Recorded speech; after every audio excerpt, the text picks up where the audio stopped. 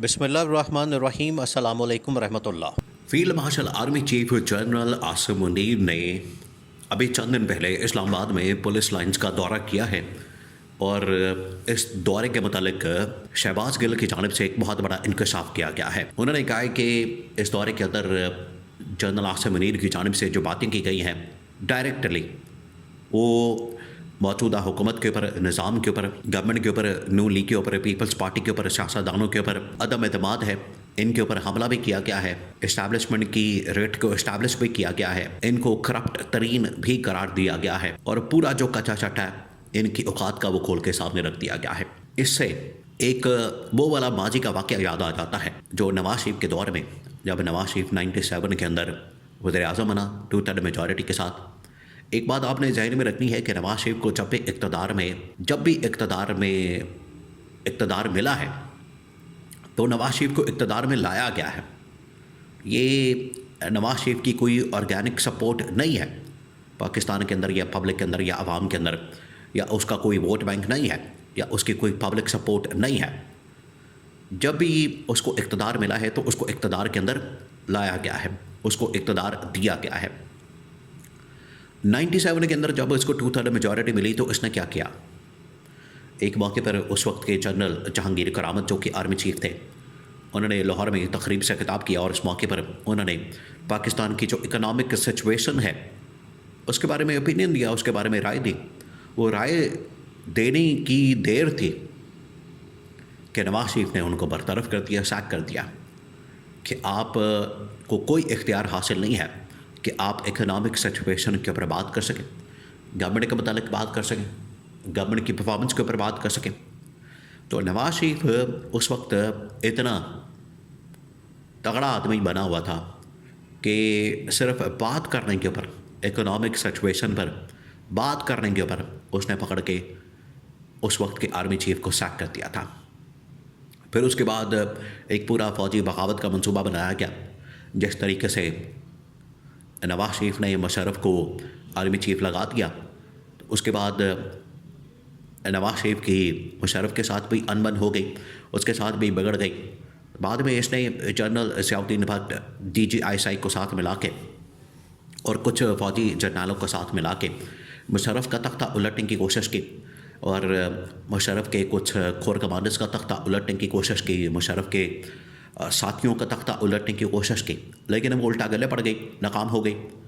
उसकी वजह से नवाज शरीफ का तख्ता उलट दिया गया। बजाय इसके कि नवाज शरीफ इनका तख्ता उलट दिया, बल्कि नवाज शरीफ का अपना ही तख्ता उलट दिया गया। तो ये सारा कुछ उल्टा पड़ गया। तो नवाज शरीफ को माजी से सबक मिल गया, माजी से उसने सबक सीख लिया। जिस तरीके से 90 के अंदर 1990 में इसकी जो गवर्नमेंट बनी उसको निकाल दिया गया गुलाम इसहाक खान की जानिब से, गवर्नमेंट फारिग कर दी गई, असम्बली डिसॉल्व कर दी गई। इसी तरह से 97 के अंदर बनने वाली गवर्नमेंट को 99 के अंदर मुशर्रफ ने पकड़ के फारिग कर दिया, तख्ता उलट दिया, क्योंकि इसने भी फ़ौजी बगावत का पूरा एक मंसूबा तैयार कर लिया था। अब उसके बाद आज की अगर गवर्नमेंट की बात की जाए तो नवाज शरीफ इस वक्त मुकम्मल तौर पर मातहत बन चुका है, सबऑर्डिनेट बन चुका है। वो एक मुकम्मल तौर पर आप सामने के इस्टेब्लिशमेंट के ज़ेरे असर आ चुका है और इसके अंदर कोई चूँ-चाँ करने की हिम्मत नहीं है, ना कोई बात करने की। उसकी वजह यह है कि जो इनका तरीका वारदात है कि माजी के अंदर जितनी भी इन लोगों ने लूटमार की है, इन लोगों ने जितना भी पैसा लूटा है उसको NRO लेके तो पाकिस्तान के अंदर वापस आते हैं और फिर लूटमार करते हैं, फिर NRO लेते हैं। तो ये मामला इतनी मरतबा हो चुका है कि अब इनकी फ़ाइलें जो हैं वो इस्टेब्लिशमेंट के पास मौजूद हैं, तो ये चूँ-चाँ नहीं कर सकता है। आज देखें, आज इनके ऊपर शदीद तरीन तनकीद की जा रही है, लेकिन इनके अंदर इतनी हिम्मत नहीं, इतनी जुर्रत नहीं, इतनी इनके अंदर दलेरी नहीं, इतनी बहादुरी नहीं कि ये खुलकर बात कर सकें, इज़हार ख्याल कर सकें। आज इनके जानिब से कोई एक लफ्ज़ बयान नहीं किया जा रहा, कोई इनकी जानिब से बात नहीं की जा रही। आज देखिए 2-3 बड़ी अहम तरीन ब्रीफिंग्स का एहतमाम किया गया है पिछले तकरीबन कोई 1-1.5 हफ़्ते में या हफ़्ते 10 दिन में।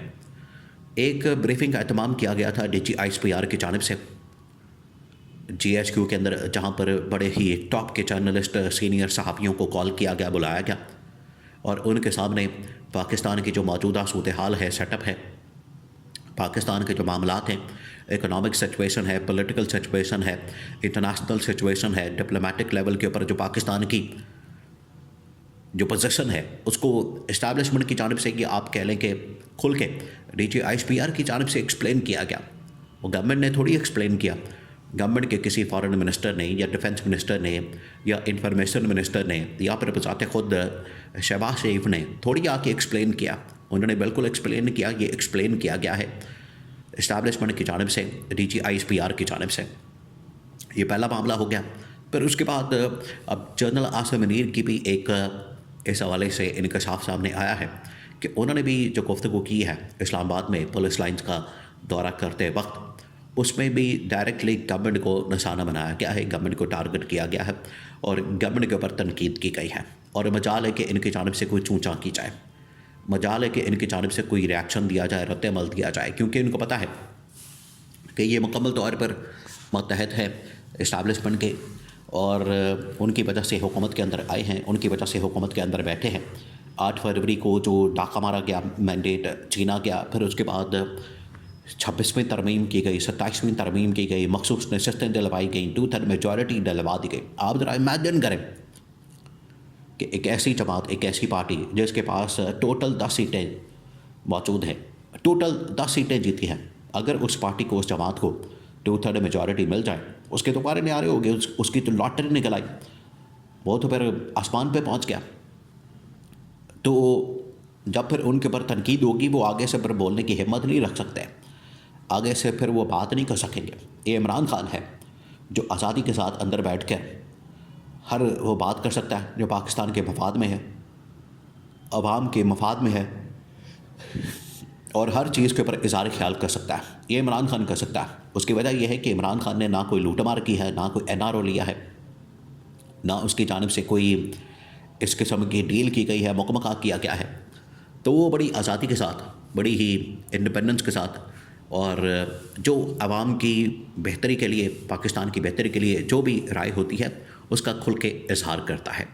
ये है बुनियादी फ़र्क इमरान खान और जो आज के बाहर जितने भी नून लीग की, पीपल्स पार्टी की लीडरशिप मौजूद है, इनके दरमियान अगर कोई बुनियादी डिफरेंस है, बुनियादी फ़र्क है, बेसिक डिफरेंस है, वो यही है कि इमरान खान ने लूट मार नहीं की, ये लूट मार करके खाने बन के बैठे हैं और इनके अंदर अब इतनी हिम्मत नहीं बची, तो इनके ऊपर अब हर तरफ से हमला हो रहा है, इनकी औकात दिखाई जाती है, इनको बताया जाता है, इनको कारकर्दगी का कहा जाता है, इनकी गवर्नेंस खोली जाती है।